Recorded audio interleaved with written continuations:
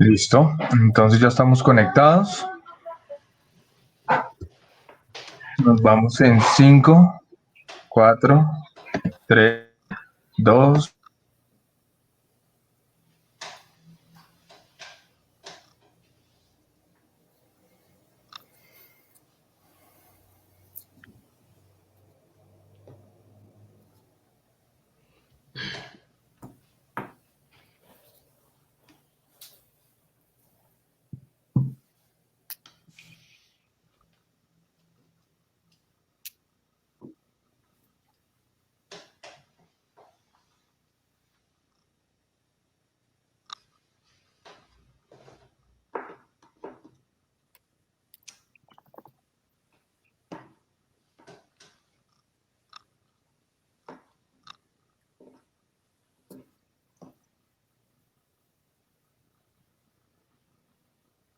Bueno, muy buenos días a todos y todas. Bienvenidos bienvenidos a este tinto con la ONU. Le agradecemos mucho a todas las personas que se han conectado. Para nosotros es un privilegio y un honor estar el día de hoy compartiendo con ustedes en lo que hemos denominado un tinto con la ONU para analizar qué pasa con los bienes que han sido incautados, decomisados o incautados al crimen organizado, y cómo esos bienes pueden contribuir a partir de una administración eficiente a cumplir los objetivos de desarrollo sostenible o a favor de este desarrollo sostenible. Entonces, mi nombre es Andrea Gudelo, me siento muy privilegiada de estar el día de hoy con ustedes. Yo coordino el pilar temático de delitos económicos y drogas ilícitas en UNODC Colombia, y hoy me encuentro acompañada por un panel de lujo, unos expertos de lujo, quienes representan varios países en la región y fuera de ella, y por eso hoy estamos pues muy contentos de poder compartir con ustedes todas esas experiencias que a nivel global se han presentado en materia de administración y gestión de activos, para hacer un uso eficiente del tiempo, así como el tema del día de hoy, administración eficiente. No voy a remitirme a la experiencia profesional y académica de nuestros expertos, pero sí quiero resaltar que todos son expertos que tienen mucha experiencia en materia de administración y gestión de activos. Entonces vamos a más bien omitir esta parte para que ustedes puedan tener más tiempo de escucharlos. Ellos van a compartir su visión a manera de buenas prácticas, lecciones aprendidas, recomendaciones prácticas de sus países y de otros países con los que hayan tenido relación directa al respecto de este tema, por su labor o su función a través de organizaciones que apoyan en estos temas a los países. Entonces, como todos ustedes muy bien saben, si están conectados es porque tienen un interés apremiante en este tema. La administración de bienes incautados, decomisados y embargados no es un tema fácil. Los estados se ven con bastantes retos, dificultades y desafíos al momento de identificar bienes relacionados directa o indirectamente con el crimen organizado, y por supuesto una vez están ya pues en la posesión física de estos bienes, o no física, pero sí jurídica de los mismos, en el marco del proceso penal, pues tienen que adelantar unas gestiones de administración hasta que se toma una decisión definitiva, o bien cuando ya se toma una decisión definitiva, pues hay que ver qué pasa con esos bienes. Entonces, en muchas circunstancias, los estados se encuentran frente a administraciones de bienes que son extraños, que son bienes que regularmente no existen, de hecho, muchas veces en los estados. También se encuentran frente a un número voluminoso de bienes que tienen que administrar, frente a mercados que son desconocidos para los mismos estados. Entonces, las preguntas que nos vamos a formular el día de hoy, o los temas que vamos a tratar, ¿qué es más eficiente? ¿Qué podemos hacer con estos bienes que son extraños, con estos bienes que corresponden a mercados regularmente no trabajados o que no hacen parte del comercio regular de nuestros países? ¿Qué poder hacer cuando incautamos, cuando decomisamos o cuando embargamos empresas de las cuales dependen muchas familias o hay muchos trabajadores? ¿Cómo hacemos para que estas empresas sigan siendo productivas? ¿Cómo hacemos para que las administraciones de bienes de nuestros estados sean autosostenibles, no generen más costos para el estado, sino que más bien produzcan? Y adicionalmente, pues, ¿qué hacemos? ¿Qué es más eficiente? ¿Hacemos una venta en línea, una subasta en línea? ¿Hacemos una venta masiva? ¿Mantenemos productivas las empresas y no las vendemos? Todos estos interrogantes los vamos a ver en el curso de este Tinto con la ONU. Quiero decirle a todas las personas que nos escuchan que vamos a tener experiencias relacionadas con España, vamos a tener experiencias relacionadas con Honduras, con El Salvador, con Paraguay, con Costa Rica y también a nivel global, a través de la Oficina de Naciones Unidas contra la Droga y el Delito, vamos a tener una aproximación de unas directrices no vinculantes que han sido revisadas por un grupo de expertos relacionados con recuperación de activos y también vamos a hablar desde el punto de vista de la OEA qué pasó con este proyecto Vidal y qué recomendaciones puntuales tuvo para los estados y cómo se dio ese proceso de implementación. Entonces ya para no aburrirlos más con este discurso, voy a pasarle a dar la palabra a nuestra primera experta invitada, en este caso primero las mujeres. Entonces voy a llamar a nuestra primera experta, la señora María Esperanza García. Ella es asesora en la Oficina de Recuperación de Activos y Gestión de Activos de España. Entonces, para empezar este conversatorio, señora García, me gustaría primero agradecerle por su participación, por la generosidad de su tiempo de estar hoy aquí acompañándonos. Y segundo, en esta línea de discurso que yo venía presentándoles, me gustaría que ustedes nos compartieran qué malas prácticas en materia de administración de bienes han superado en España, que usted haya podido identificar y que pueda compartirnos el día de hoy, cómo las superaron y a partir de eso, qué buenas prácticas usted puede compartirnos en materia de administración y gestión de activos. Buenas tardes. En primer lugar, decirles que estoy encantada de formar parte de esta actividad, que es tan necesaria como interesante. ¿De acuerdo? Tengo que decirles que en España acabamos de recién empezar con la gestión de bienes. Es decir, tenemos aquí presentes personas que nos van a ayudar mucho más y probablemente nos darán buenas ideas. En España, la oficina a la que yo represento, que es la Oficina de Recuperación y Gestión de Activos, inicia su andadura en el año 2017. Por tanto, somos muy jóvenes. ¿Qué malas prácticas en materia de administración de bienes se llevaban a cabo en España? Pues precisamente la no práctica. Es decir, los que se encargaban hasta el año 2017 de gestionar esos bienes que derivan del BI, de los delitos, eran los órganos judiciales, cada uno de los órganos judiciales, que evidentemente eran muchos por todo el territorio español. ¿Qué ocurría al gestionar ellos estos bienes? Pues bueno, que se le daba muy poca importancia. ¿Por qué? Pues porque un órgano judicial del orden penal tiene un trabajo que es muchísimo más importante en principio. Tenemos en nuestras manos todo lo relacionado con el destino de personas. Vamos a ingresar personas a prisión, los vamos a dejar fuera la persona de la víctima. Esta víctima tiene que ser protegida.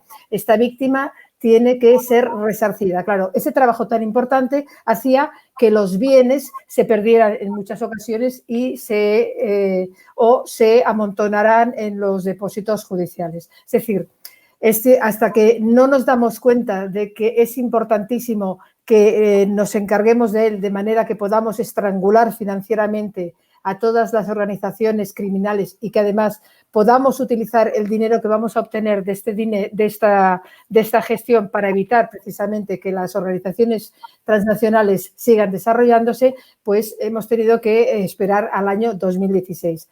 Es verdad que hay una experiencia anterior, año 2003, que la llevó a cabo el Ministerio de Sanidad a través del Plan Nacional sobre la Droga. En este plan se encargaron un poco de la gestión de los bienes, pero únicamente de aquellos que derivaban de delitos que tenían que ver con tráfico de drogas y parecidos. Bien, en el año 2016, como les digo, empezamos nosotros. Es una oficina muy pequeñita, con muchas faltas y muy poca experiencia, pero nos vamos desarrollando bien porque hemos visto que lo interesante para una buena práctica, para una buena administración de bienes, es que en la oficina se cuente con diferente tipo de personas. Necesitamos funcionarios de la Administración de Justicia que sepan perfectamente cómo funciona el proceso penal, que sepan hablar ese lenguaje jurídico tan especial de los órganos judiciales, que se sepan comunicar con ellos, y necesitamos también representantes de las fuerzas y cuerpos de la seguridad del Estado, porque ellos nos van a ayudar precisamente a localizar esos bienes que nosotros vamos a recuperar y necesitamos también que trabajen con nosotros funcionarios de la Administración General del Estado. ¿Por qué? Porque estos saben exactamente todas las teclas a las que hay que tocar para llevar a cabo subastas o ventas o usos provisionales, cualquier tema de gestión. Y, de hecho, nuestra oficina se compone de estas 3 clases de funcionarios del Estado, de justicia y fuerzas y cuerpos de seguridad del Estado. ¿Cuál es la mejor manera de gestionar los bienes? Pues depende del bien. Y esa es precisamente la gracia de que exista una organización como la mía, es esa. Podemos gestionar cualquier tipo de bienes. ¿De qué mejor manera? Pues depende. Como podemos celebrar, por ejemplo, según qué tipo de bienes, convenios o contratos con con empresas terceras. Tenemos el ejemplo clásico de joyas, relojes, obras de arte. Tenemos convenio con el Museo Reina Sofía. Cuando se trata de subasta de estos bienes, hacemos lotes y los vendemos a través de ellos. También podemos utilizar medios propios de la Administración del Estado, subastas públicas. Este es un desarrollo que ha ido muy, muy bien para el tema de gestión de bienes. Se cuelga en el Boletín Oficial del Estado de España el anuncio de una determinada subasta. Se da un plazo a las personas para que puedan pujar sobre ese bien y el mejor. Es como una subasta normal, lo único es que no es presencial, se hace a través del BOE, a través del Boletín Oficial del Estado. Una vez alguien se ha adjudicado ese bien, que puede ser de todo tipo, bien mueble, bien inmueble, nosotros nos encargamos de emitir la resolución, de encargarnos de todo lo que sean registros de bienes muebles, registros de bienes inmuebles, nos encargamos de todo el procedimiento. Lo que sí es cierto señalar aquí es que no actuamos de forma absolutamente independiente. Siempre lo hacemos previa encomienda del órgano judicial, ¿de acuerdo? Entonces, es cierto que tenemos que seguir la resolución judicial, pero también es cierto que como somos expertos en la gestión, únicamente nos vamos a ocupar de esa gestión, pues lo que ocurre normalmente es que ese órgano judicial siempre va a seguir nuestras pautas. Le vamos a aconsejar un camino a seguir.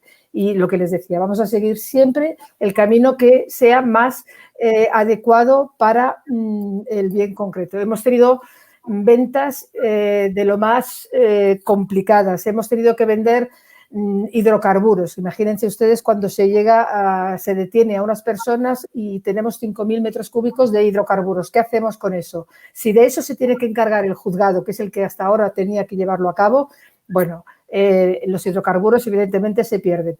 Nosotros contactamos con medios de la Administración de Justicia, gracias a estos funcionarios que son funcionarios de la Administración General de Justicia, del Estado, y ellos nos llevaron hasta la CORES, que es la Corporación de Hidrocarburos. Allí nos aconsejaron la mejor manera de llevar a cabo esta venta.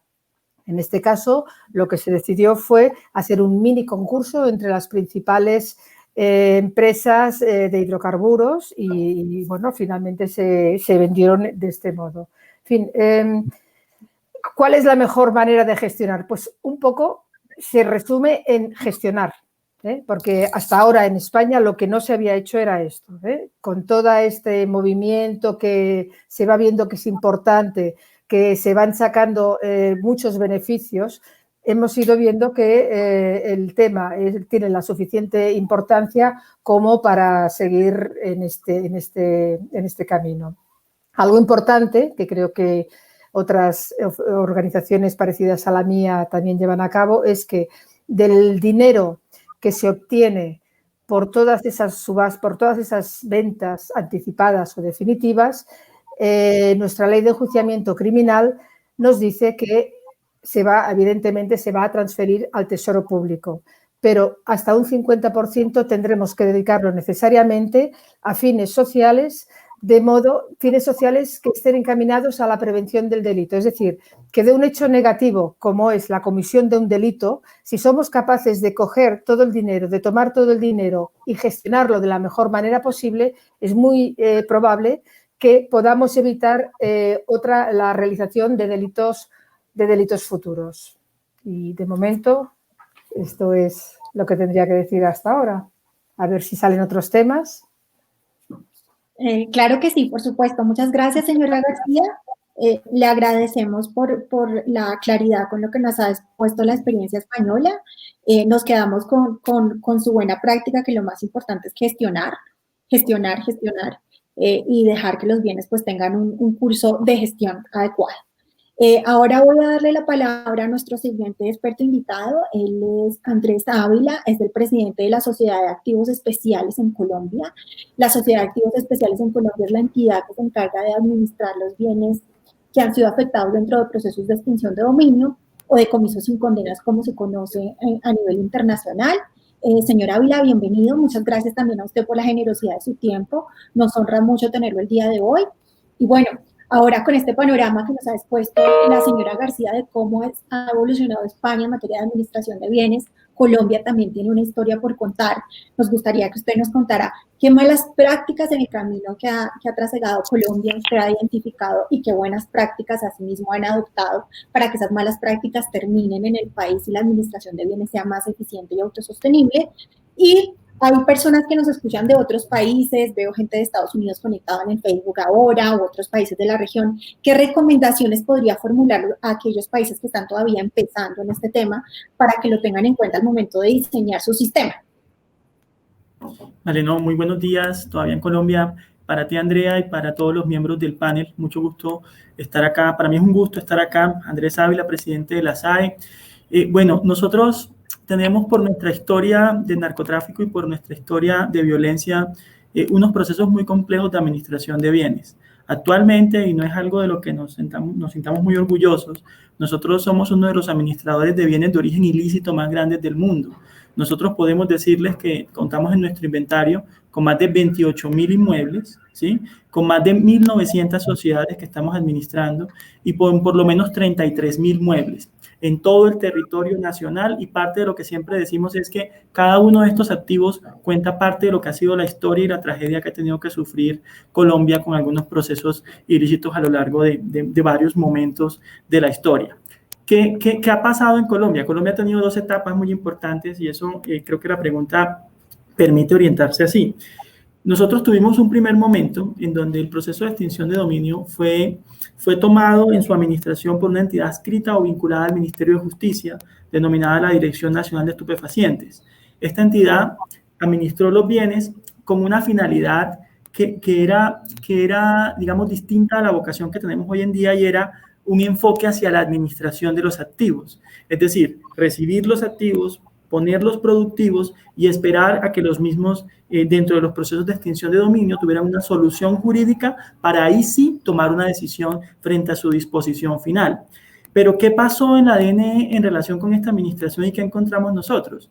Encontramos que dentro del proceso de recepción y registro de los bienes no hubo un control eficiente que garantizara una correcta identificación de los activos, ¿sí? De forma que nosotros pudiésemos tener un diagnóstico claro de la situación de los mismos en lo físico, en lo jurídico y en lo financiero.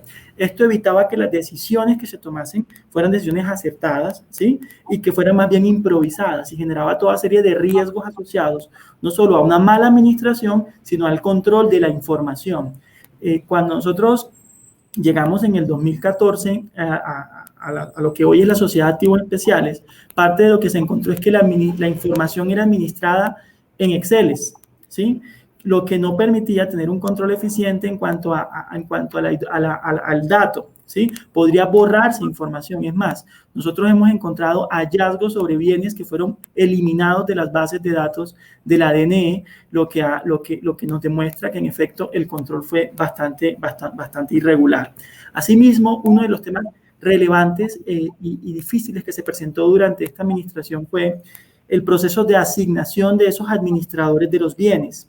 Uno de los temas que se encontró es que la asignación de los depositarios o mandatarios, que son ese brazo comercial encargado de administrar los bienes y ponerlos productivos, se hacía de manera discrecional y sin ningún tipo de objetividad, ¿sí? Entonces, uno encontraba relaciones no santas entre los depositarios y procesos políticos o personas que no eran idóneas, que no tenían la capacidad de administrar estos bienes y que por lo tanto tomaron decisiones no muy acertadas o fueron vinculados dentro de procesos ilícitos o dentro de procesos corruptos que hicieron que los bienes no fueran productivos durante mucho tiempo, ¿sí? Asimismo, otro de los temas que nosotros vimos como una muy mala práctica fue los procesos de valoración de los bienes para ponerlos productivos, tanto en renta como en venta. Esto quiere decir que lo que se encontró es que se estaban vendiendo bienes muy por debajo de su valor comercial, ¿sí? Y se estaban vendiendo o también se estaban arrendando bienes muy por debajo de su valor comercial, lo que generó toda serie de dificultades desde el punto de vista legal y penal, ¿sí? Asimismo, uno de los temas que también se encontró fue que, en efecto, como había un enfoque hacia la administración de los activos, cuando tú miras los tiempos del proceso de extinción de dominio en Colombia, encuentras que estamos viendo casos en donde el promedio son 8 años para poder tener una sentencia de extinción de dominio, pero al final podemos tener casos de hace más de 30 años que aún no tienen una sentencia de extinción de dominio sobre los activos. Entonces, administrar durante mucho tiempo los bienes genera toda clase de riesgos, como cuáles: riesgos de corrupción, riesgos de deterioro. Los dos anteriores generan riesgos de daño antijurídico, es decir, toda serie de demandas contra el Estado que hemos tenido que salir a reconocer por una incorrecta administración a lo largo del tiempo, ¿sí? Y sobre todo genera también pérdida de valor en algunos casos. Entonces, ¿qué pasa? Aquí administramos inmuebles, sociedades, inmuebles. Parte de lo que se determinó es, hay que tener un modelo de gestión, ¿sí?, por procesos que permita tener una automatización para poder tomar las mejores determinaciones o decisiones en relación con la administración de los bienes. Esto implica tener 4 grandes macroprocesos. Un proceso claro y contundente de recepción y registro, ¿sí?, con una recepción controlada que permita desde el principio tener identificados claramente los bienes, ¿sí?, que los permita tener registrados correctamente en el sistema con toda la data necesaria para poder tomar decisiones de manera efectiva y bajo una administración que me permita tener un modelo de asignación y selección de depositarios que sea totalmente objetivo y que permita que lleguen las mejores personas con los mejores perfiles idóneas a administrar estos bienes. ¿Eso cómo se garantiza? Con convocatorias públicas en donde se invitan a estas personas, pero que una vez se conforme el registro, nosotros de manera aleatoria y automática asignamos los bienes para que no sea una decisión, digamos, directa y discrecional y evitar así cualquier tipo de riesgos. Aunado a eso, después tenemos un proceso de diagnóstico y alistamiento dentro de un modelo de gestión, como les digo, en donde a través de ese brazo comercial o de manera directa, nosotros hacemos avalúos, pero ya hacemos avalúos con lonjas, con personas idóneas y capacitadas para poder generar procesos de valores comerciales, hacemos validación de áreas. Un tema que encontramos acá en Colombia es que la formación de estos bienes, como fueron bienes adquiridos mediante procesos ilícitos, la formación catastral no era similar a la información jurídica. Entonces tú encontrabas áreas en catastro de 1.000 metros cuadrados y cuando jurídicamente podían tener 10.000 metros cuadrados. ¿Esto para qué? Para evitar, por supuesto, toda serie de obligaciones tributarias en relación con los bienes. Nosotros tuvimos que salir a sanear todos esos bienes para poder tomar decisiones de valor que fueran reales y respondieran a esa situación comercial de los mismos.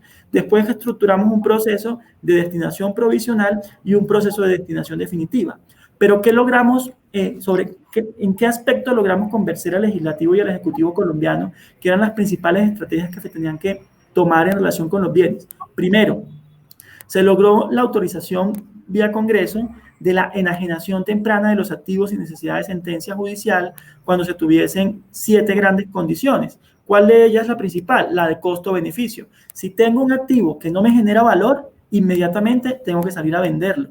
Si tengo un activo que está generando riesgos contra el medio ambiente, tengo que salir a venderlo. Si tengo un activo en donde una entidad territorial lo requiere para efectos de un proyecto de infraestructura local, también puedo salir a venderlo.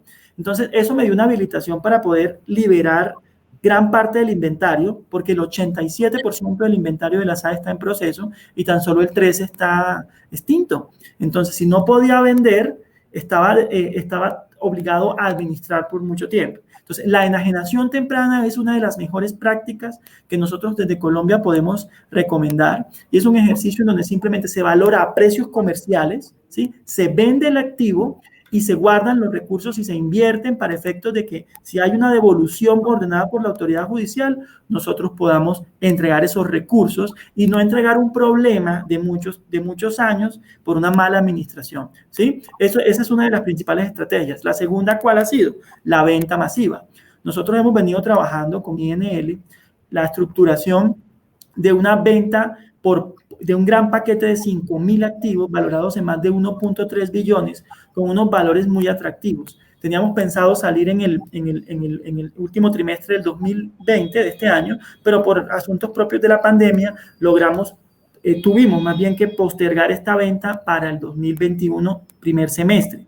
¿Eso qué quiere decir? Que vamos a salir con una venta en donde vamos a invitar a grandes fondos de inversión, ¿sí?, para que vengan a Colombia, crean en Colombia y compren paquetes grandes de activos para que puedan ellos, bajo negocios netamente privados, comercializarlos y de esa forma yo pueda bajar ese gran portafolio que tengo a un número un poco más administrable de bienes. Y finalmente está en lo que tiene que ver con sociedades, la obligación de administrar estas sociedades como un verdadero holding de industria.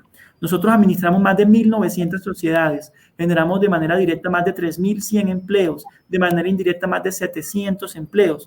Tenemos ventas por más de 1 billón de pesos al año y utilidades por más de 300.000 millones. Entonces, esto tiene que manejarse con gobiernos corporativos, con verdaderos gerentes que sean idóneos y tengan la capacidad de poder administrar estas empresas. Finalmente, otro de los temas que también es importante, y voy en esto de la mano con María Esperanza, y concluyo con esto, y es la política integral de lucha contra el crimen organizado implica 3 grandes frentes. El primero, producir recursos para poder destinárselos a las entidades que se encargan de esta lucha contra el crimen. En Colombia, la Fiscalía, la Policía, la rama judicial y el Gobierno Nacional. Pero también tiene un gran componente de inversión social, tiene un mandato de inversión social para que la lucha sea integral. Y en tal medida, nosotros tenemos desde esa integralidad varios componentes sociales y estamos trabajando temas en donde nuestros predios están destinados para proyectos de vivienda de interés social, ¿sí? Nuestros predios están destinados para proyectos de reforestación, ¿sí? Nuestros predios están destinados para proyectos de hogares de refugio para mujeres que sean víctimas de procesos de violencia o que requieran un lugar para poder refugiarse. Y finalmente, nuestros predios también están siendo utilizados para generar proyectos agroindustriales con excombatientes o víctimas del proceso o del conflicto armado que ha tenido Colombia durante muchos años. Entonces, son predios que dentro de esa integralidad también tienen que aportar en la lucha integral desde lo social, en la lucha integral contra el crimen organizado. Eso como para generar un abrebocas de todo lo que hacemos y para seguir escuchando a nuestros compañeros de panel. Andrea, muchas gracias. Muchas gracias a usted, señora Ávila. Entonces nos quedamos con unas de sus recomendaciones y buenas prácticas, la enajenación temprana, para que antes de que termine el proceso o haya una decisión judicial, ustedes puedan disponer de sus bienes sin que se generen unos costos cuantiosos para el Estado por su administración y se produzca incluso una pérdida del bien. Adicionalmente, la venta masiva de bienes del portafolio que tienen en administración, el holding de industria para todas las empresas que son incautadas, que puedan seguir siendo productivas y generando empleo, y la resignificación social, trabajar estos temas también desde lo social. Entonces, yo le agradezco mucho, me pareció muy interesante y también muy claro, igual que la señora García. Estuve revisando el chat y le han formulado una pregunta y me voy a permitir leérsela, señora Ávila. Nos pregunta un participante que nos está viendo en vivo, pregunta lo siguiente. Doctora Ávila, ¿han sido útiles los bienes entregados por las FARC luego del proceso de paz? ¿Y cuándo empezarán a entregar los recursos provenientes de esas propiedades a la unidad de víctimas? Perfecto. Este es un tema que también administramos en la Sociedad de Activos Especiales, pero no hace parte de los procesos de extinción de dominio. Es una competencia legal que se nos dio para poder recepcionar todos los bienes que fueron inventariados por los excombatientes de las FARC al firmar el proceso de paz. En este caso, nosotros como administradores de esos bienes hemos venido recepcionando los activos, ¿sí? Para efectos de poder llevarlos a su monetización. En este momento, tal y como lo ha informado el gobierno, nosotros tenemos disponibles para monetización bienes por más de 4.000 millones de pesos, ¿sí? Principalmente divisas, moneda colombiana, semovientes, que fueron monetizados y ya están en nuestras cuentas más unos rendimientos. Y estamos en el proceso, acabamos de adjudicar un concurso público para poder monetizar el oro que fue entregado y esperamos con la fundición y comercialización de este oro a través de una subasta internacional antes del 15 de diciembre poder recibir más de 30.000 millones de pesos. Estos recursos con sus rendimientos serán pasados a la unidad de víctimas para que a través de los procesos que esta ministra se pueda resarcir a las víctimas del conflicto armado. Muchas gracias, señora Ávila. Voy a estar pendiente del chat por si hay cualquier pregunta adicional. Señora García, ¿usted quiere formular una pregunta al señor Ávila? Yo quería formularle una pregunta, sí, porque bueno, es que yo admiro esta gran organización que tienen en Colombia. La verdad es que algo así sueño yo en España y a nivel mundial. Pero bueno, la pregunta sería, estamos hablando evidentemente de bienes que se embargan preventivamente para su decomiso posterior, ¿de acuerdo? ¿Quién controla? ¿Necesitan ustedes trabajar previa encomienda judicial o cómo funciona? ¿O es algo más administrativo? Bueno, nuestra tarea, ¿cuándo empieza? Nosotros tenemos un marco de actores con los que tenemos que relacionarnos dentro de nuestro modelo de gestión. Nuestro principal cliente es la Fiscalía General de la Nación, quien es el titular de la acción de extinción de dominio y, por lo tanto, quien le compete llevar a cabo las medidas cautelares dentro del proceso. Entonces, todo inicia con la declaratoria de secuestro, de embargo y secuestro de los activos. Cuando hay embargo, si la administración es de la Fiscalía General de la Nación, cuando hay embargo y secuestro, nosotros somos convocados a diligencias para recepcionar los bienes. En ese momento, nosotros recepcionamos y expresamos estos 4 grandes macroprocesos: recepción y registro, diagnóstico, alistamiento, destinación provisional y final. Pero no somos parte dentro del proceso de extinción de dominio y eso es muy importante. Somos un mero administrador. Por lo tanto, nuestra tarea es administrar y generar productividad. Entonces, tenemos que garantizar que los bienes sean rentables, productivos y generadores de empleo cuando son sociedades. Y acatar las decisiones judiciales cuando hay una orden de devolución o cuando hay una extinción de dominio y en ese momento tomar una decisión definitiva sobre el activo. En lo que tiene que ver con la enajenación temprana, lo que sí se acordó en una modificación que se hizo recientemente en la legislación fue que esa autorización de venta anticipada se diera por parte de un comité ejecutivo, no de un comité judicial. Un comité ejecutivo conformado por la Presidencia de la República, el Ministerio de Hacienda y el Ministerio de Justicia. ¿Por qué? Porque nosotros como administradores certificamos estas condiciones para poder sacar a venta los activos de manera anticipada y ese comité las valida. Y la misma ley ya las determinó. Costo-beneficio, dada su naturaleza, riesgos de deterioro, declaratorias de utilidad, entre otras. Entonces, nuestra relación es de simple administradores con una tarea clara de producir recursos. En Colombia, nadie nos mide de una forma distinta que por la generación que podamos realizar de recursos. Entonces, fíjense que nuestra estrategia, ¿cuál es? Generar productividad con transparencia, porque la tercera gran agenda es la agenda de control y de anticorrupción, porque estos bienes tienen asedio criminal. Estos bienes tienen estigma, fueron en el pasado parte de procesos irregulares. Entonces, nosotros estamos encargados de sacarlo de ese proceso y de administrarlo correctamente. Y si lo logramos, estamos dentro de la política siendo efectivos. Entonces, pero eso lo hacemos desde el punto de vista del administrador, no de un operador judicial. De acuerdo. ¿Todo lo que deriva de delito obligatoriamente tiene que pasar por sus manos o depende de la fiscalía concreta? Entonces, hay 2 tipos de procesos en Colombia. El proceso de extinción de dominio es totalmente autónomo e independiente del proceso penal, ¿sí? Entonces, puede que tengamos bienes dentro del proceso penal que no se les decrete la acción de extinción de dominio y son administrados por la Fiscalía General de la Nación, pero la ley establece también que todos aquellos bienes que no fueron obtenidos de manera lícita o que por destinación fueron usados para procesos ilícitos, también podrán ser objeto de extinción de dominio.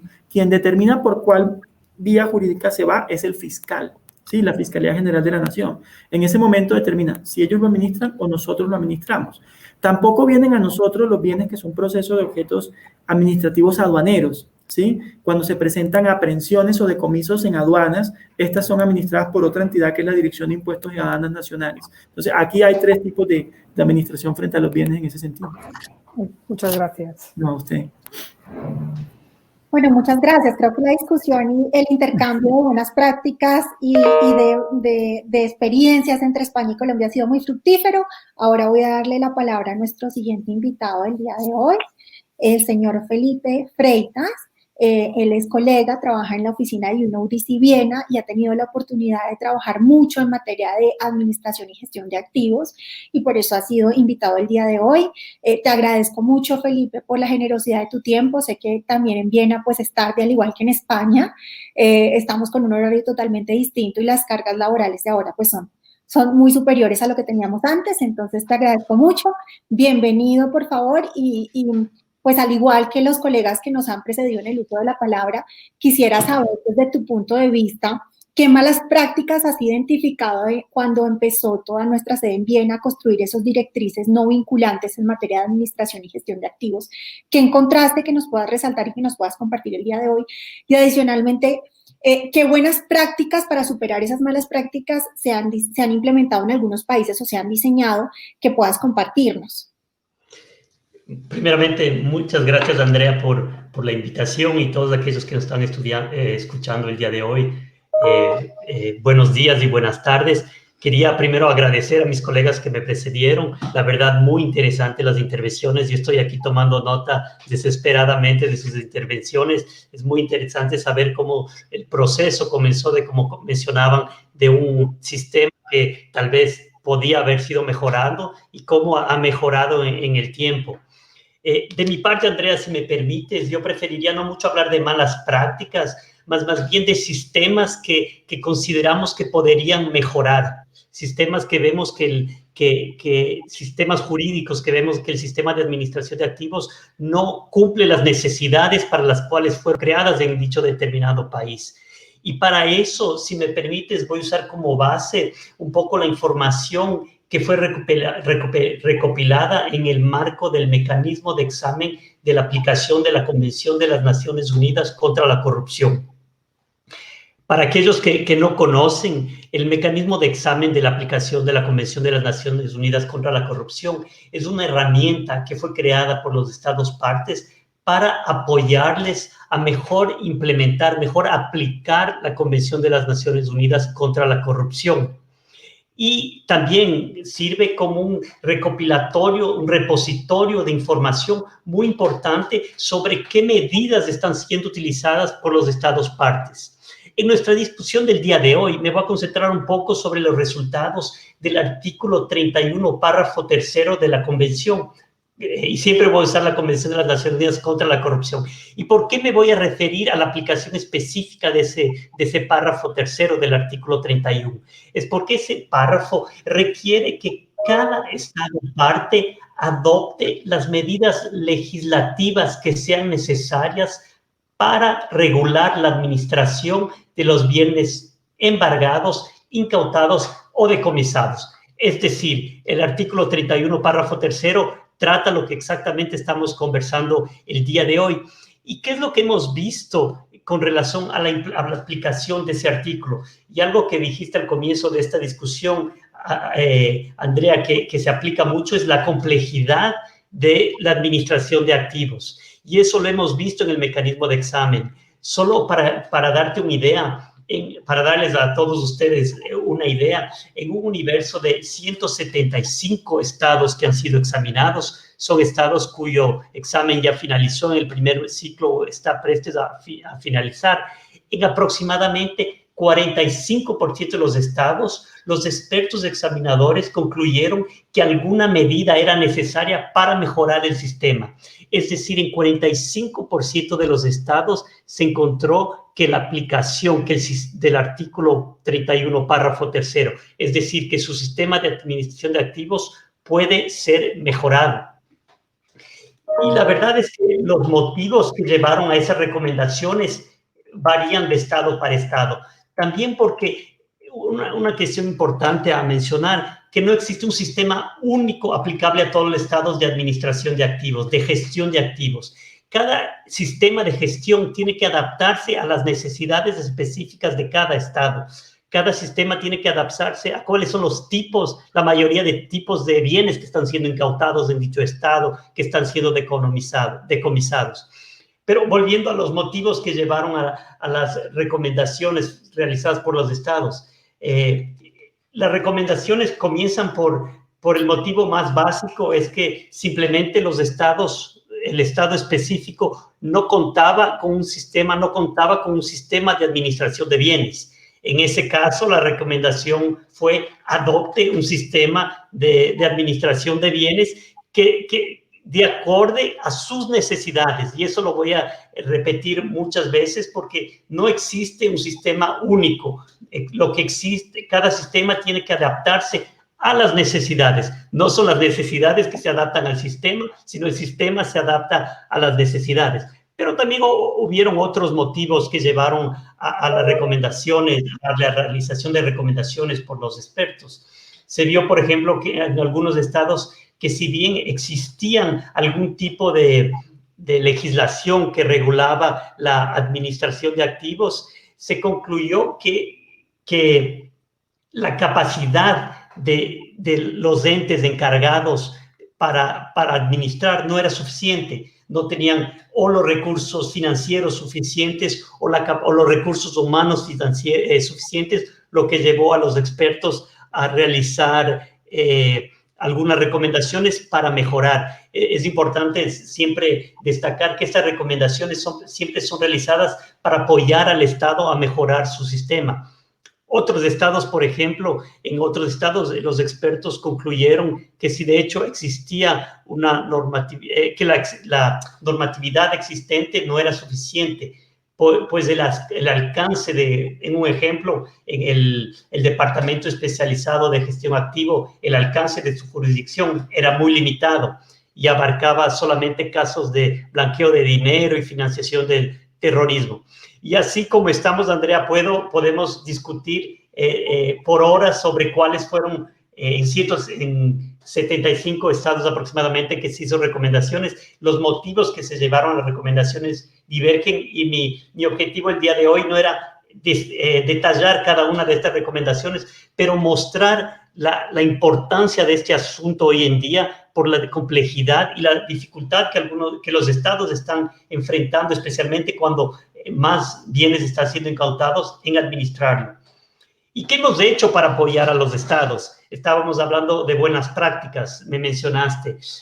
No quisiera comenzar a listar sobre buenas prácticas que hemos encontrado, pero si me permite, sí me gustaría detallar algunas herramientas de bien rápido. Yo sé que estamos cortos de tiempo.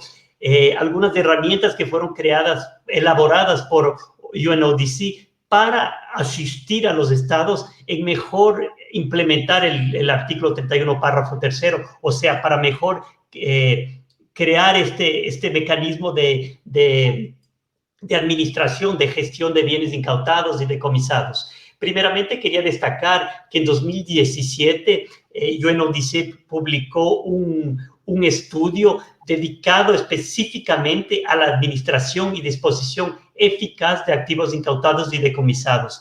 Este estudio reúne la experiencia de 64 países en la gestión y disposición de activos, y lo que se busca es recoger experiencias pasadas que puedan ayudar a los estados que están pensando en desarrollar un sistema para ver cuáles son los problemas que ya fueron enfrentados y cómo fueron solucionados por la diversidad de estados. Otra herramienta que estamos trabajando en UNODC es que como tú bien mencionaste, es la elaboración de directrices no vinculantes sobre la administración de activos. Y estas directrices, lo que se busca es tener un documento más conciso, más directo, que sea fácil de utilizar para apoyar a los estados nuevamente en la aplicación del artículo 31, párrafo 3. Y solo por destacar, una de las directrices es lo que mencionaba mi colega Andrés sobre la generación temprana. uno de los directrices menciona, solo para citar una porque fue mencionada aquí, la posibilidad de que el Estado pueda enajenar antes del decomiso los bienes con el consentimiento del propietario, eso es ideal, o en ciertos casos específicos sin el consentimiento, y esos casos varían cuando son bienes perecibles, por ejemplo, que si se los mantiene se van a destruirse, o cuyo costo es tan elevado que no valdría la pena conservarlo. Y así las directrices buscan destacar ciertos puntos que consideramos serían importantes para los estados que lleven en consideración al implementar un sistema de gestión de activos. Y con esto tal vez paro, Andrea, sé que estamos muy adelante en el tiempo, pero cualquier pregunta, cualquier cosa que se necesita, estamos aquí.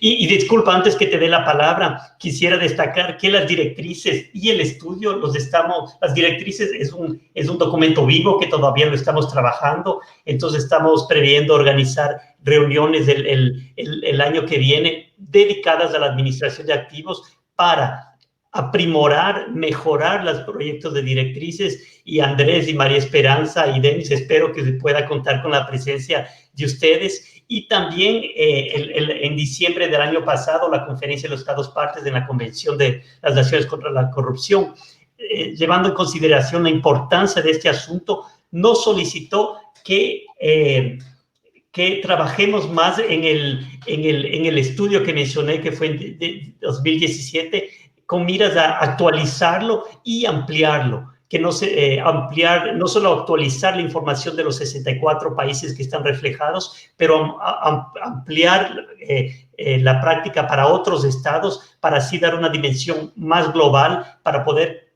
intentar cubrir todos los aspectos que en cada de las enfrentados por cada una de las jurisdicciones. Y con eso termino aquí, Andrea, y muchas gracias por su tiempo. No, muchas gracias a ti, muchas gracias, señor Freitas. Definitivamente, pues sí, no hay una varita mágica para solucionar los problemas de administración de bienes, y las soluciones no pueden ser unánimes para todos los países porque pertenecemos a culturas jurídicas disímiles, tenemos retos distintos, prioridades distintas, y regularmente la destinación de estos bienes también corresponde con estas prioridades estatales. De hecho, pues como vieron, también aquí en Colombia hay una política clara que atañe, pues por supuesto, unas decisiones del gobierno nacional, y además pues están administrando otros bienes que también atañen un proceso muy propio colombiano. Entonces, esto también pues depende de cada país y cada estado, pero la recomendación más importante que nos dio nuestro colega de UNODC, la importancia de crear un sistema propio y autónomo, teniendo en cuenta pues las dificultades y por supuesto los retos que generan estas administraciones de bienes.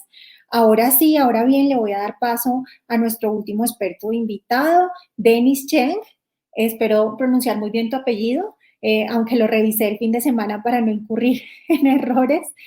Bueno, Denis Cheng participó en la construcción del proyecto Vidal, el proyecto que lanzó la OEA en materia de administración de bienes, y nos va a contar cómo fue la génesis de ese proyecto, cuál fue la historia que ellos encontraron en todo este tema de administración de bienes. Yo sé que fue hace un tiempo, pero todas estas experiencias nos sirven para construir un ejercicio de construcción conjunta. Adicionalmente, él ha trabajado como consultor en Honduras, ha trabajado también en El Salvador, también ha trabajado en Paraguay en temas de administración de bienes. Además es costarricense y seguramente pues también tiene experiencias importantes para contarnos de este país. Sin más preámbulos, señor Cheng, por favor, cuéntenos voy a adoptar la expresión de mi colega Felipe, que me pareció muy propio. ¿Qué cuestiones por mejorar usted puede identificar en los sistemas de administración de bienes? Y cómo esas cuestiones por mejorar se fueron morigerando o fueron efectivamente eliminadas de nuestros sistemas, o incluso de los mecanismos, porque hay países que no tienen todavía sistemas robustos, sino solamente tienen unos artículos, y a partir de esos artículos y esas disposiciones administran o gestionan. Y qué buenas prácticas puede identificar de estos países donde estuvo para compartirnos el día de hoy. Hay gente pues de Colombia, pero hay gente de Honduras, hay gente también de Costa Rica conectada, hay gente de Estados Unidos. Entonces seguramente todas estas experiencias de esos países nos van a servir mucho. Entonces bienvenido y gracias también por la generosidad de conectarse con nosotros. Tiene la palabra. Muy buenos días, Andrea y colegas. La verdad que un orgullo estar presente y ser invitado en este evento. Realmente la OEA, les cuento que a partir del 2006 tuvo una preocupación a través del grupo de expertos de lavado de dinero y decomiso, y desde el año 2006 los expertos internacionales propusieron a la OEA crear un proyecto precisamente para hacer un documento de buenas prácticas en materia de administración, y fue así como nace el proyecto Vidal en el año 2008, y lo que hicimos fue realizar un diagnóstico situacional en varios países del continente, por citar algunos: Uruguay, Argentina, Chile, República Dominicana, Costa Rica, El Salvador. Hemos estado trabajando mucho en la región, en toda América Latina, en este tema de administración de bienes, apoyando no solamente la creación, sino también el desarrollo de sistemas adecuados de administración de bienes. Hemos trabajado también en Perú, en Colombia hemos tenido algunos acercamientos también. Nosotros lo que hicimos fue hacer estos diagnósticos situacionales, pero no solamente concentrarnos en la parte de administración de bienes, sino tomamos una película de todo el proceso, es decir, desde la investigación financiera patrimonial que realizan las autoridades, las decisiones de medidas cautelares que aplican los fiscales de los bienes, la parte de administración y gestión, y también la parte de lo que es la destinación final una vez que tengamos una sentencia definitiva sobre el peso. Es decir, tomamos una fotografía de toda la película para realizar un documento de buenas prácticas que salió publicado en el 2011 a través del proyecto Vidal. Y en este sentido, pues en materia de medidas cautelares, también vimos la necesidad de no incautar todo en el proceso. Es decir, teníamos unas malas prácticas de incautar todo, y después de la incautación o después de la aplicación de la medida cautelar iniciaba la investigación patrimonial para vincular esos bienes a la actividad delictiva. Entonces los resultados nos dieron, como en algún momento lo mencionaba Andrés, muchas incautaciones y pocos decomisos o pocos bienes extinguidos. Entonces, una de las decisiones principales que llegó a la conclusión de un grupo de expertos es que teníamos que mejorar el tema de la investigación patrimonial y también mejorar la aplicación de las medidas cautelares sobre aquellos bienes que realmente tuvieran un nexo causal en los casos de extinción de dominio, o un nexo del bien dentro del proceso penal para que terminara siendo decomisado o extinguido los bienes. Es decir, lo que necesitábamos era incautaciones de calidad y no de cantidad. ¿Por qué? Porque eso al final refuerza la administración de los bienes. Es decir, comenzamos a administrar muchos bienes que al final del proceso vamos a tener que devolverlos. Entonces, una buena práctica es trabajar mucho con los ministerios fiscales, con las fiscalías, ministerios públicos de los países, en materia de investigación patrimonial y en materia de medidas cautelares. ¿Por qué? Porque no todas las medidas cautelares que se aplican deben de ser la incautación material, es decir, quitar el objeto como tal. Hay medidas cautelares, igual que en el proceso penal, podemos adoptar varias o tenemos varias opciones de aplicación de medida cautelar, que no necesariamente va a ser la incautación material, que requiere obviamente la intervención del órgano administrador. Hay medidas cautelares, por ejemplo, de embargo, anotación preventiva, que no necesariamente requiere la incautación material, pero que sí permiten la no disponibilidad del bien para sujetarlos en el proceso. Entonces, eso es algo muy importante que nosotros pudimos identificar. Posteriormente identificamos comenzamos a impulsar desde la OEA algunas dos herramientas principales que, como ustedes ya vieron y lo han mencionado, pero no voy a profundizar mucho, es el tema de dos herramientas que eran necesarias en la parte de administración. ¿Por qué? Porque, como bien lo decía Andrés, los procesos de extinción de dominio son largos y los penales también, sobre todo en materia de lavado de activos, y la administración de un bien durante mucho tiempo es muy difícil y muy costoso. Entonces, una de las principales herramientas que desde el documento Buenas Prácticas comenzamos a nosotros a diversificar fue el tema de la enajenación temprana o la venta anticipada, que está en este documento de buenas prácticas, ¿no? que la OEA impulsó. Si bien es cierto, las legislaciones, más o menos a partir del 2012, comenzaron a adaptar sus legislaciones hacia la figura de la enajenación temprana. Si bien es cierto, la legislación no identifica sobre qué recae la enajenación temprana, es decir, bienes inmuebles o bienes muebles, hay un problema principal que se pudo identificar, que es el tema de los terceros. Es decir, en materia de bienes muebles no hay ningún problema porque en los bienes muebles se pierden valor con el transcurso del tiempo. Es decir, un vehículo del año 0 kilómetros, aunque lo tengamos guardado, va a perder valor con solo el transcurso del tiempo. Más no así los bienes inmuebles. En materia de bienes inmuebles, lo que el grupo ha identificado es que, como bien lo mencionaba Felipe, en algunas jurisdicciones es una autorización judicial, es decir, el juez tiene un pequeño proceso en el cual puede escuchar a las partes la decisión o no de la venta anticipada, como es el caso de muchos países, como en el caso de El Salvador, que la venta anticipada es jurisdiccional a solicitud de la Fiscalía y por lo tanto también el órgano administrador. Sin embargo, hemos encontrado enajenación temprana, como en el caso de Colombia, Costa Rica, Guatemala, Honduras, México, donde lo hace el propio organismo de administración por sí solo. Y eso tiene sus ventajas y tiene sus desventajas. Cuando la decisión de enajenación temprana lo aplica un juez, es mucho más garantista, pero es menos eficiente. Pero cuando lo aplica el propio organismo de administración, es más eficiente, pero menos garantista, ¿no? Entonces, aquí lo preocupante o lo que es objeto de análisis es si cabe o no la enajenación temprana en bienes inmuebles. Y la respuesta es que si los países la legislación de los países no lo indica. Sin embargo, hay que tomar en consideración algo, que en bienes inmuebles normalmente se aprecian los bienes, es decir, el bien inmueble normalmente sube de precio, no se deprecia como tal, a menos que obviamente se destruya, ¿no? Es la única forma que un bien inmueble pueda perder valor. Y el otro problema es el tema de la devolución. Cuando el juez ordena la devolución, obviamente el problema es que no puedo restituir ese bien en la misma esquina, en la misma colonia, si se vendió de manera anticipada. Entonces, por ahí es donde hemos estado viendo los problemas en cuanto a la enajenación temprana de bienes inmuebles, y lo menciono solamente para que los colegas visualicen eso. También tenemos el tema de los terceros, ¿no?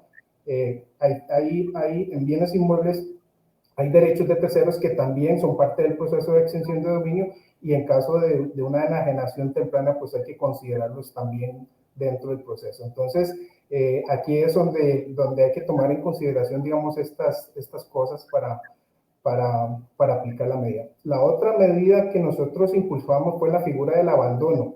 Tuvimos muchos casos en muchos países donde existen hallazgos de dinero, hallazgos de, por ejemplo, avionetas que han aterrizado en Centroamérica con placas que son falsas, pero que finalmente hubo le borraron o le limaron la identificación, pero no hay detenidos, por ejemplo.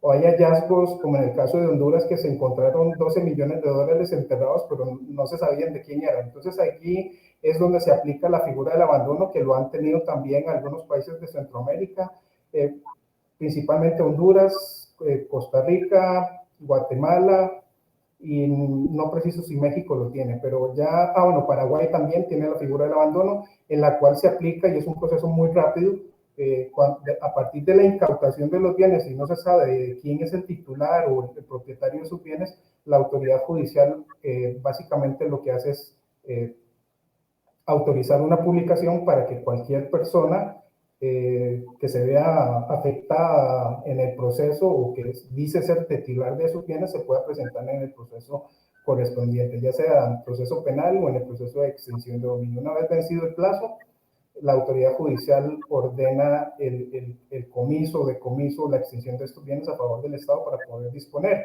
Tenemos dos casos emblemáticos en el área, esos 12 millones de dólares que se incautaron en Honduras aparentemente eran producto del narcotráfico, y 205 millones de dólares incautados en México. Esos son dos procesos importantes adicionales, digamos, sobre bienes, aeronaves y otros bienes que se ha aplicado. Entonces, esas dos figuras que desde la OEA hemos impulsado, la figura de la enajenación temprana y el de la OEA. El del abandono.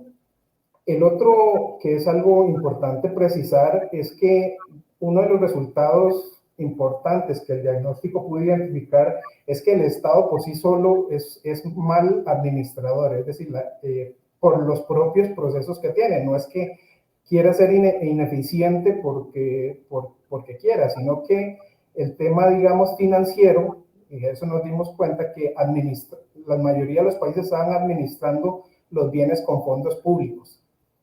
Y al estar administrando los bienes con fondos públicos, obviamente la aplicación y la contratación del mantenimiento y preservación de los bienes tenía que ser a través de los procesos públicos de contratación pública y someterlos a todos los procesos, por ejemplo, de presupuestos públicos que tienen las instituciones. Y esto nos quitaba eficiencia. Entonces, el proyecto Vidal lo que hizo con los países fue crear mecanismos, procesos especiales sustitutivos a los públicos que nos permitieran ser como un ornitorrinco, decimos nosotros, es decir, darle esa eficiencia que no tenemos como instituciones públicas.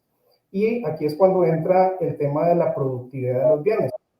Si nosotros nos ponemos a pensar, y bien lo mencionaba Andrés, las mejores prácticas apuntan hacia la productividad de los bienes. ¿Por qué? Porque lo que no produce es algo lógico que va a generar un gasto, ¿no? Entonces, si los bienes que estamos incautando son de un tercero y los frutos, es decir, lo que produce estos bienes en materia, digamos, de inmuebles, el arrendamiento de un inmueble, esos frutos son producto del inmueble que tampoco son públicos, es decir, ni el bien es público ni los frutos son públicos. Entonces, la primera decisión que nosotros tomamos fue separarlos. Es decir, si el bien no es público y los frutos no son públicos, la idea era tomar los recursos productivos de estos bienes para mantener y preservar los bienes, los propios bienes. Es decir, cambiar el modo de pensamiento que teníamos anteriormente, antes del 2008, que los estados simplemente eran custodios de estos bienes. Es decir, nada más los recibían y los guardaban en una bodega. O sea, la gestión era simplemente contratar más espacio para meter más carros, ¿no? Eso era un poquito, pero no había una gestión como tal, una administración como tal. Entonces, las mejores prácticas lo que han apuntado es, si el bien es productivo, que siga siendo productivo. En el caso de las empresas, como bien lo mencionaba Andrés, ¿por qué? Porque hay principalmente el tema laborales, para no generar mayor desempleo en el país, etcétera, etcétera, ¿no? En temas de administración de empresas o sociedades. En el caso de la venta anticipada, se supone que debería aplicar, como bien también lo apuntaba Andrés, hacia los bienes no productivos, y para eso vamos a tener algunos requisitos previos para poder aplicar esto, que es el agotamiento de este bien de difícil administración o de costosa administración, en lo que dice el documento de las prácticas. Entonces, la idea es crear un sistema autosostenible, es decir, tratar de gastar menos recursos estatales y que los bienes productivos apoyen un fondo especial para que a través de este fondo especial, que no está sujeto a las reglas normales de contratación, puedan utilizarse para el mantenimiento de los bienes. Y eso incluye una inversión de los dineros. También hemos visto que a través de la gestión o administración de dineros en efectivo que en los procesos tenemos, podemos invertirlos en certificados de depósito a plazo, y estos certificados de depósito a plazo van a generar intereses que pueden también ir al fondo especial para la administración de los bienes, y con esto va a ir apoyando la gestión adecuada de estos bienes, es decir, ir disminuyendo los recursos públicos y ir aumentando este fondo especial para la gestión de los bienes, para que sea autosostenible, ¿no? Esa es un poco la idea de esto. Entonces, aquí lo interesante es que en la parte de inversión del dinero, hemos visto que también muchos países han adoptado esta medida. ¿Para qué? Y prácticamente es un concepto ganar-ganar, porque aunque el juez ordene la devolución del dinero en efectivo, siempre vamos a ganar intereses sobre él. ¿Por qué? Hemos visto varios modelos algunos modelos como el modelo costarricense, la propia ley dice que se le devuelve, digamos, el dinero que se le incautó. Si se le incautaron $100,000, se le devuelven los $100,000, pero el total de los intereses ganados van a ir hacia el fondo para apoyar el Fondo Especial para el Mantenimiento de los Bienes. Tenemos experiencias en otros países como Honduras, por ejemplo, en el cual la propia ley dice que se le devuelve el capital más los intereses generados en cuenta bancaria del Banco Central de cuenta de ahorros, ¿no? Por ejemplo. Entonces, si me incautaron $100,000, le voy a devolver los $100,000 más los intereses generados en cuenta de ahorros de la tasa promedio del Banco Central. Pero como yo invertí en un certificado de plazo, obviamente la tasa promedio en certificados a plazo es mucho más alta y por lo tanto la diferencia porcentual me la dejo yo como gestión de los bienes. Otra cosa que hemos incorporado es, y que eso apunta a una buena práctica para este proceso de sostenimiento, es el 5% o un porcentaje por lo menos de gastos de administración sobre los bienes productivos. Es decir, al final estamos convirtiendo de un modelo que casi no se movía a un modelo más empresarial. Es decir, el Estado está haciendo la gestión de los bienes, pero sobre los bienes productivos, por ejemplo, en el caso de Honduras, el Estado o la agencia que administra los bienes se deja un 5% como gastos de administración. ¿Para qué? Para apoyar también el fondo. Entonces vean que tenemos varios mecanismos para saltar esto, lo que decía Felipe un poco, porque finalmente los presupuestos nunca nos van a alcanzar. Esto es un problema porque nunca nos va a alcanzar el presupuesto para administrar los bienes. Y en materia presupuestaria, ya con esto finalizo, tenemos un problema desde el punto de vista presupuestario. Las instituciones del gobierno normalmente trabajan con una proyección hacia el futuro, es decir, hacemos un presupuesto para que sea aprobado por la Asamblea Legislativa de nuestros países. Entonces, un organismo de administración, la pregunta que siempre les he dicho y les hago es cómo hacer un presupuesto de administración de bienes si no sabe qué bienes va a administrar. Es como que nos preguntemos cada uno de nosotros, hágame un presupuesto, pero no le voy a decir cuánto le voy a pagar. Es imposible.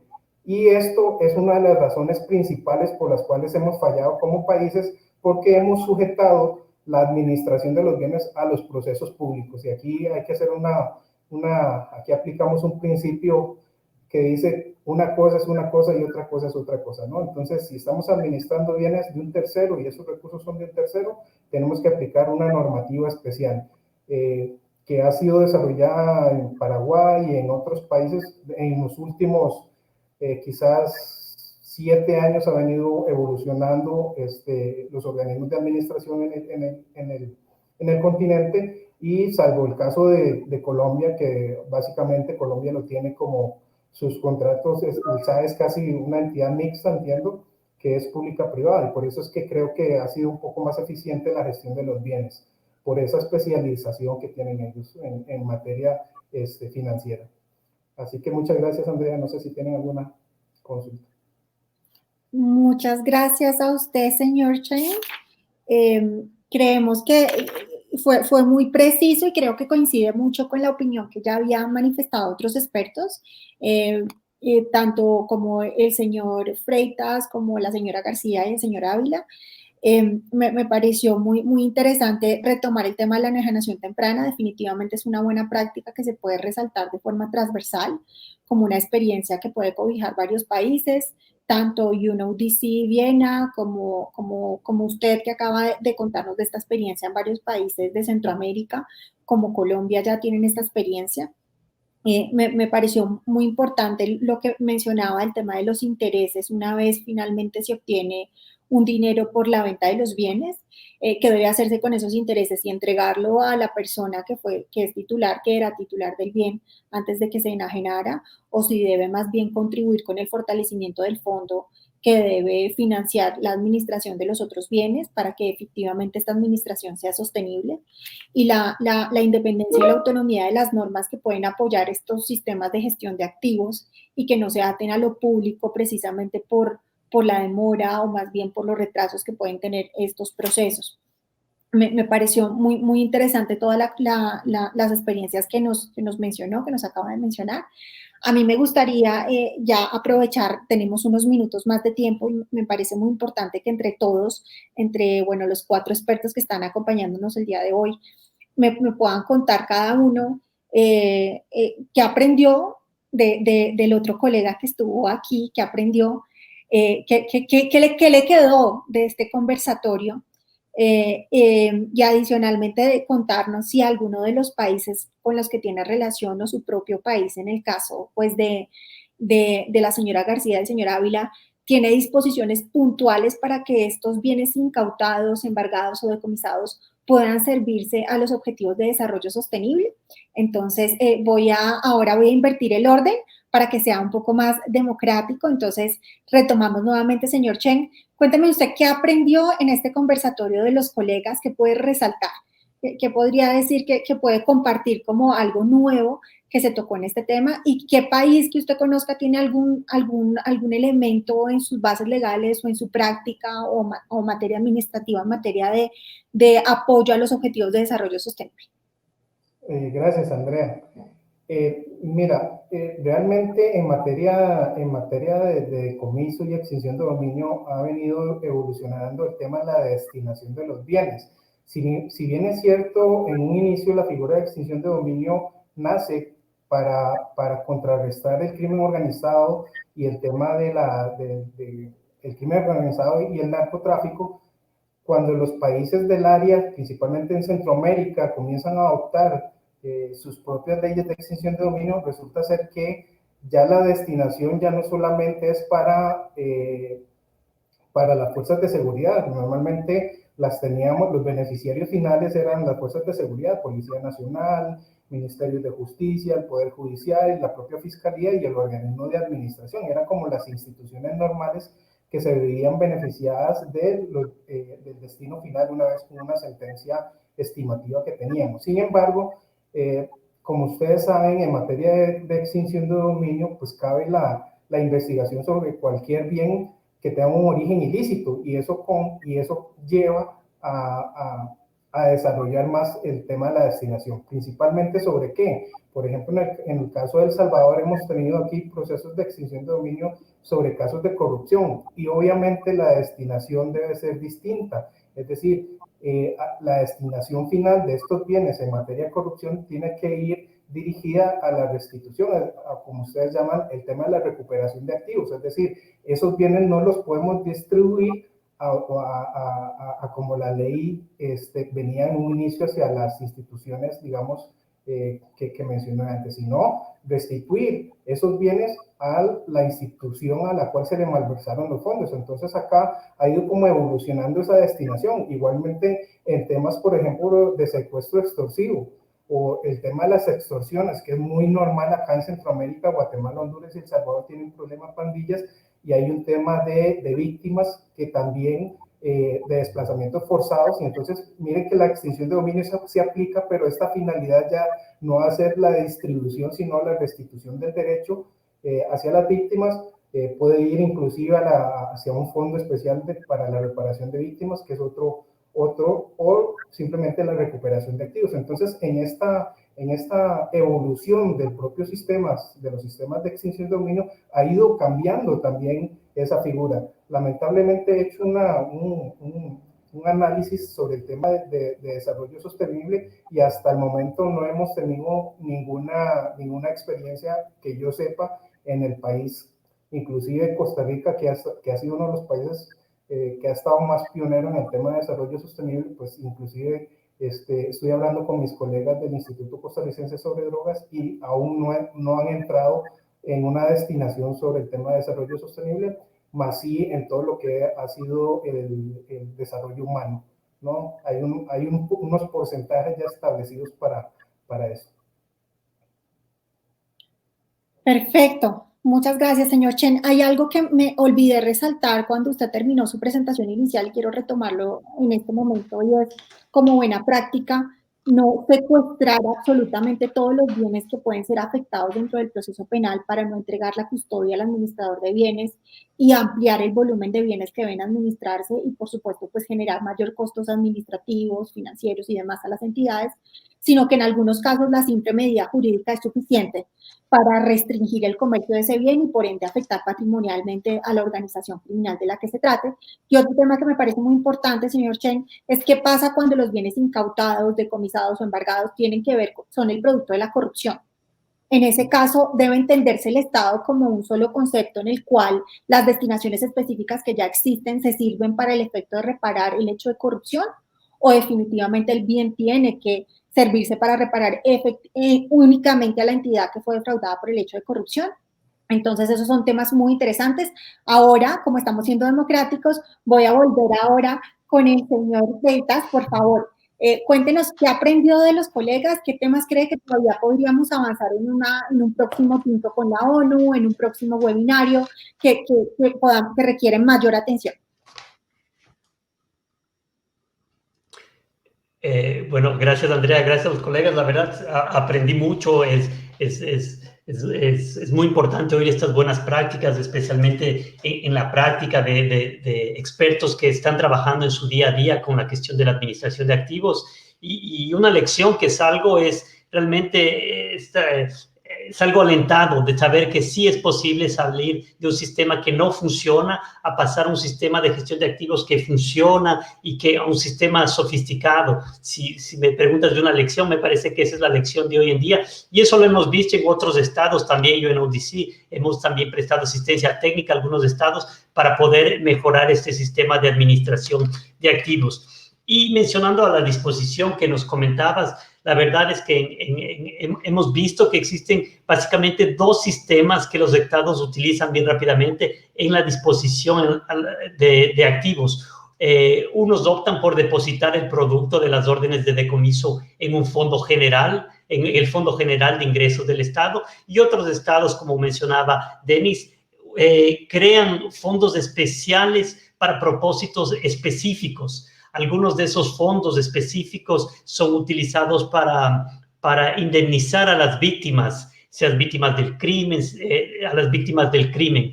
Hemos visto otros estados en el mecanismo de examen que utilizan lo que se llama la reutilización social, cuyo objetivo es hacer accesible los bienes decomisados a las comunidades afectadas en un esfuerzo de restaurar el cumplimiento a la ley y también la confianza al Estado de Derecho.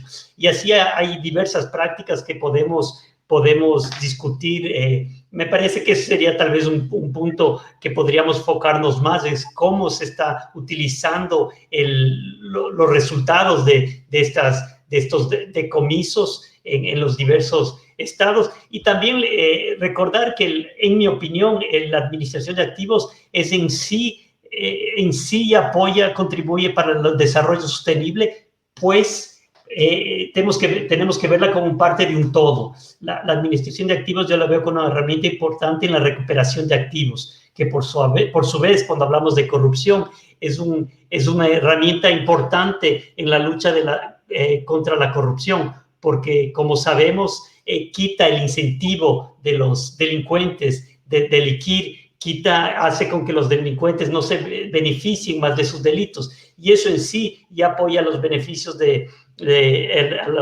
a los objetivos de desarrollo sostenible, específicamente el objetivo 16, que nos habla de promover sociedades justas, pacíficas, inclusivas, y que en su meta 16.5 habla sobre reducir considerablemente la corrupción y el soborno en todas sus formas. A mí siempre me gusta recordar que la administración de activos es una parte de un todo, y ese todo, en mi caso, me dedico a la lucha contra la corrupción, es en esta lucha contra la corrupción. Rápidamente era lo que tenía que decir. Muchas gracias. Muy, muy importante, señor Freitas, analizar esto como un todo y no como algo aparte dentro de los mecanismos de protección patrimonial, aparte de lo que son los objetivos de desarrollo sostenible, sino analizarlo en contexto. Muy útil, y la importancia de migrar a sistemas de administración y gestión de activos mucho más modernos, de posibilidades frente a lo que se presenta por la de la gestión de activos.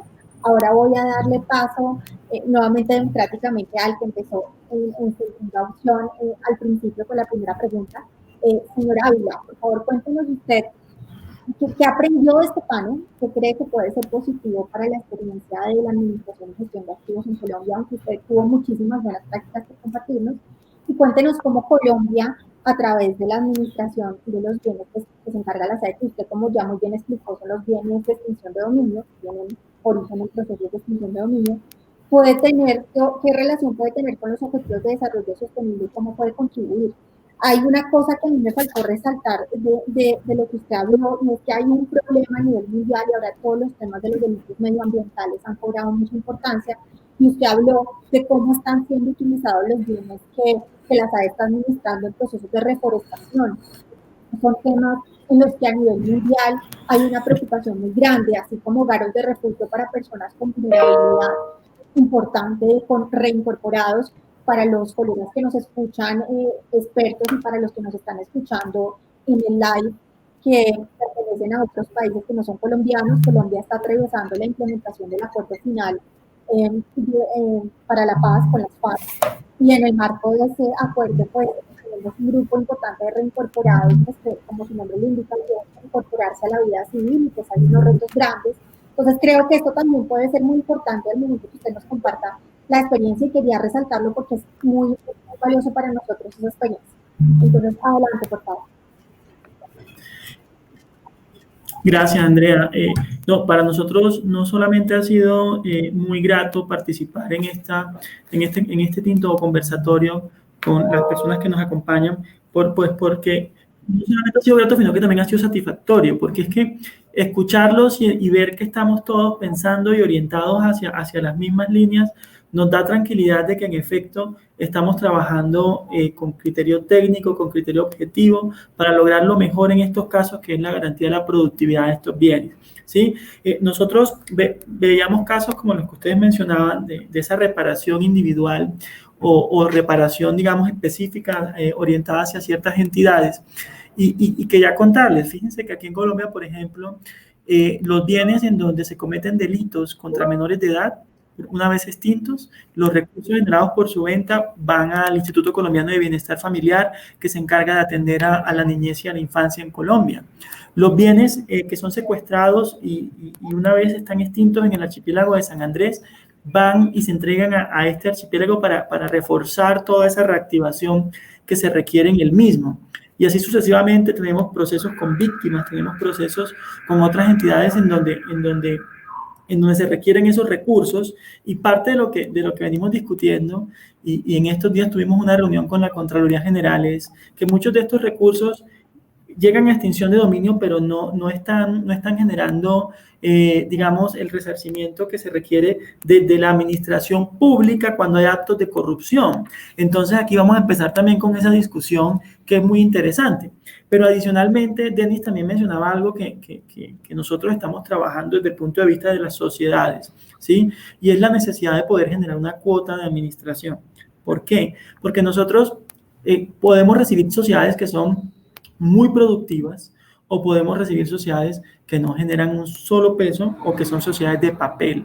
Entonces, parte de lo que estamos entrando a determinar es en qué casos nosotros sí deberíamos generar una cuota de administración en esas sociedades para poder fortalecer cada vez más los recursos que nosotros administramos, porque la sociedad de activos especiales no es un giro ordinario del presupuesto de la nación colombiana. Nosotros vivimos de los recursos que producimos. Entonces, eso exige que cada vez seamos más atractivos, o que busquemos políticas un poquito más robustas en relación con la comercialización o arrendamiento de los bienes. Incluso en medio de la pandemia, yo quiero contarles, en medio de la pandemia, nosotros estamos atravesando el mes de mayor productividad en toda la historia de SAE, tanto en arriendo como en ventas. Duplicamos el mejor mes que habíamos tenido en arrendamientos, y estamos generando ventas por valores que nunca antes habíamos visto. ¿Y esto por qué? Porque no solamente era entender la pandemia como un inconveniente, sino como una oportunidad de poder ser más atractivos y agresivos en el mercado inmobiliario, y eso resulta muy importante para poder generar cada vez más recursos. Ahora bien, en lo que tiene que ver con esos objetivos de desarrollo sostenible, yo sí quiero insistir que acá en Colombia nosotros administramos un fondo que se llama Fondo de Rehabilitación, Inversión Social y Lucha contra el Crimen Organizado. Entonces estamos hablando de tres grandes componentes: la rehabilitación, esa inversión como modelo integral de lucha contra el crimen y el fortalecimiento de esas actividades contra el crimen organizado. Entonces, eso sí implica y va de la mano con estos objetivos. ¿Por qué? Porque nosotros tenemos que garantizar, muchas veces, cuando tú entregas un activo para uno de estos objetivos, tú generas mayor recordación y mayor impacto en la sociedad. Entonces, fíjense, y yo reitero y les cuento un poquito cuál ha sido el nivel de detalle. En lo que tiene que ver con proyectos productivos y de acceso a tierra, nosotros administramos más de 6.000 predios que tienen casi 300.000 hectáreas en Colombia. Entonces, sin lugar a dudas, estamos buscando que muchos de estos se arrienden para proyectos privados, pero también hemos visto la posibilidad de juntar esa inversión privada con esas comunidades más afectadas por el conflicto o por esas víctimas del conflicto o por los excombatientes del conflicto o por ciertos grupos poblacionales, en donde tú buscas una capacidad técnica que tenga inversión y buscas una comunidad que pueda juntarse con estas dos y poder trabajar estos predios. Entonces estamos generando empleo, estamos generando reactivación económica y estamos generando inversión extranjera. Les doy un caso. Nosotros trabajamos con una empresa que se llama Florium, que es holandesa, ¿sí? Trabajamos la posibilidad de generar un cultivo en un predio nuestro en donde están trabajando hoy 200 mujeres, ¿sí?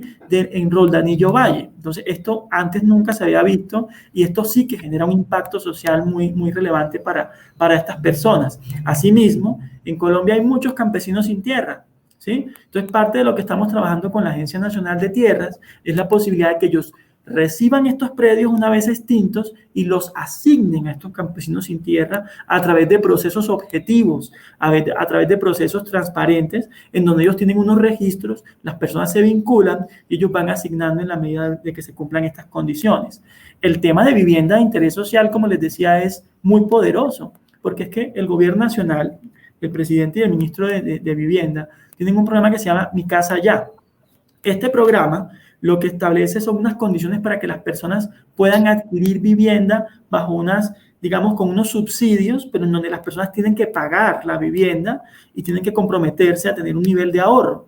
Cuando SAE aporta al predio, esa plata que tiene que poner el beneficiario final es menor, ¿sí? Entonces estamos garantizando que personas que antes no tenían la posibilidad de tener vivienda puedan tenerla a precios más asequibles cuando el predio es con SAE y es coordinado con el Ministerio de Vivienda. La política de mujeres empoderadas, que es la política que nosotros apoyamos también con predios nuestros, o los hogares refugios, ha tenido un impacto muy significativo también.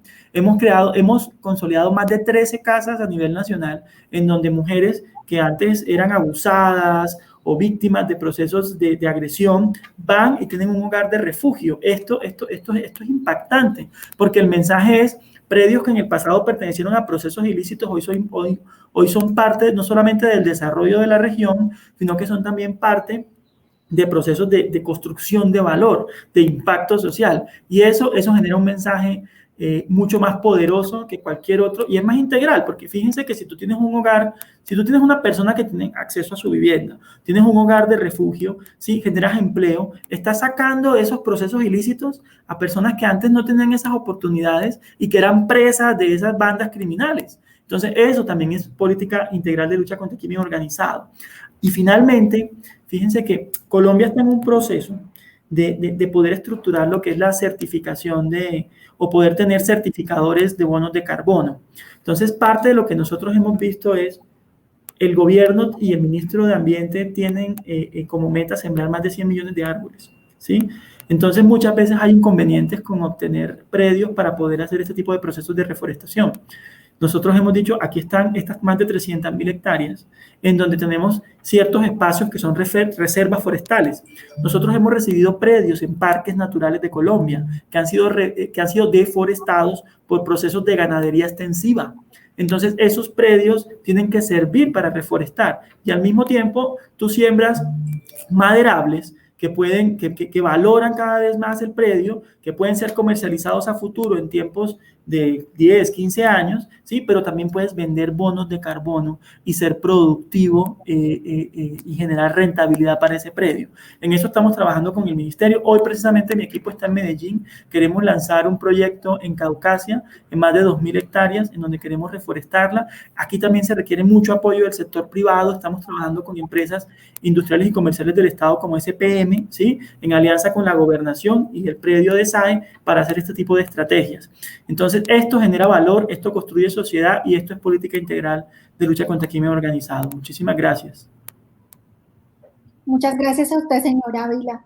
Y quiero agradecerle y también quiero contarle al resto de nuestros expertos que la SAE tuvo un interés muy especial de que lleváramos a cabo este tinto con la ONU. Quería compartir esas experiencias que ha tenido y escuchar comentarios también a esos avances que ha tenido en materia de gestión y administración de activos. Entonces, hacen parte como organizadores de este espacio. Entonces, también les agradezco por coorganizar con nosotros y tomarse el tiempo y el espacio de dedicarse unos minutos, además usted, señor Ávila, como presidente, a conversar con nosotros. Creo que nos quedan muchas buenas prácticas identificadas y mucho trabajo por ahondar y por profundizar, que ojalá, o espero, yo confío que pueda ser el escenario de poder conversar en otro tinto con la ONU o en otro webinario, o quizás cuando la pandemia haya morigerado sus efectos nos podamos reunir personalmente. Veo muchos comentarios felicitando todos los esfuerzos de todos los países en el chat, entonces quiero felicitar el esfuerzo, por supuesto, de España, de la ORGA, los esfuerzos de Honduras, de El Salvador, de Costa Rica, de Paraguay, por supuesto el esfuerzo de la Oficina de Naciones Unidas en compilar a través de un trabajo tanto directrices no vinculantes como buenas prácticas que pueden servir de guía para los países que quieren avanzar en estos temas. Y me gustaría, por último, mencionar rápidamente las buenas prácticas que podemos identificar para que nos quedemos con lo bueno del ejercicio y no con lo malo, o más bien con las cosas por mejorar. Entonces, identificamos a través de esta discusión con todos ustedes lo importante que es tener un sistema de administración de bienes, pues que sea constituido como tal a través de la base legal de cada uno de los países. Me gustó mucho el tema de los macroprocesos para ordenar, por supuesto, todos estos bienes cuantiosos que ingresan no solamente en volumen, sino en valor. La enajenación temprana fue uno de los temas que más repitieron. La venta masiva de bienes también fue la enajenación temprana fue uno de los temas que más repitieron todos. La venta masiva es una experiencia colombiana. El tema de retomar el trabajo con las industrias o las empresas también fue un común denominador en su charla. El tema de la resignificación desde lo social también es muy importante para alinearse con los objetivos de desarrollo sostenible. Hay algo muy interesante que dijo, que nos compartió el señor Chan, y es el trabajo incluso de las administradores de bienes con la Fiscalía General de la Nación o con los órganos encargados de ejercer la persecución patrimonial en el marco de los procesos penales o persecución patrimonial en el marco del decomiso sin condena. Cómo articularse para que los bienes que lleguen pues sean bienes que efectivamente necesitan tener una medida de secuestro. Adicionalmente el tema de los terceros, el abandono, el tema de que sea autosostenible para que no haya una erogación de recursos estatales, el mantenimiento de los bienes y todo lo que tiene que ver con lo social de estos temas. Entonces yo no me quiero despedir de ustedes sin darle la palabra por último a la señora García de España. Me gustaría que ella nos diera una conclusión también por su parte y que cerrara el espacio. Me pareció muy importante cuando ella abrió el espacio y quiero que terminemos como iniciamos. Por favor, señora García, tiene la palabra. Bueno, pues ha sido un placer. He corroborado, estamos todos los países siguiendo el mismo camino, o sea que es precioso, porque lo que buscamos todos es realmente acortar el delito, por tanto, el principio de confianza mutua aquí ejerce un papel muy importante, y lo que a mí me gustaría solicitar ahora es de la mayor parte de los países posibles, y cada vez más, ya sé que es cuestión de tiempo, pero que cada vez más los gobiernos monten este tipo de oficinas, les llamen como les llamen, pero que sean oficinas que se dediquen únicamente a la gestión de bienes, porque creo que el tema es de suficiente entidad como para poder hacerlo. Y una vez existan este tipo de oficinas especializadas en eso, las que van a hacer el trabajo perfecto porque solo se van a dedicar a eso, podamos ser todos capaces de montar una especie de red de oficinas de gestión, es decir, ya que vayamos a un segundo paso y colaboremos de manera muy fluida y muy ágil, porque cuando tienes dudas sobre la legislación de otro país, sobre un bien que está en otro país, no hay nada mejor que poder contar con una organización que tiene tus mismas ideas y tu misma base. Y tus mismas necesidades. Solucionar los temas de gestión y administración, y yo creo que ese puede ser el futuro. Y creo que otro de los temas que podemos conversar más adelante es cómo incorporar la tecnología a estos temas de administración de bienes, porque también hay muchas de las preguntas en mi chat que lastimosamente por temas de tiempo no les voy a poder formular relacionadas con la corrupción y la administración y la gestión de activos. Cómo automatizar los procesos para que los riesgos de la corrupción se minimicen en la gestión de activos y la confianza de la ciudadanía crezca en nuestros procesos de gestión y administración de activos y efectivamente sea un trabajo que tenga una veeduría y que la ciudadanía se sienta conforme con el trabajo que se está haciendo. Entonces yo les agradezco mucho a todos los expertos, a los que están ya en Europa, que ya es tarde, al señor Falconi, a la señora García, que tengan una buena tarde, y a los colegas que están ya más de este lado aquí en Latinoamérica, al señor Ávila y al señor Chen, muchas gracias, y también a ustedes un feliz resto de día.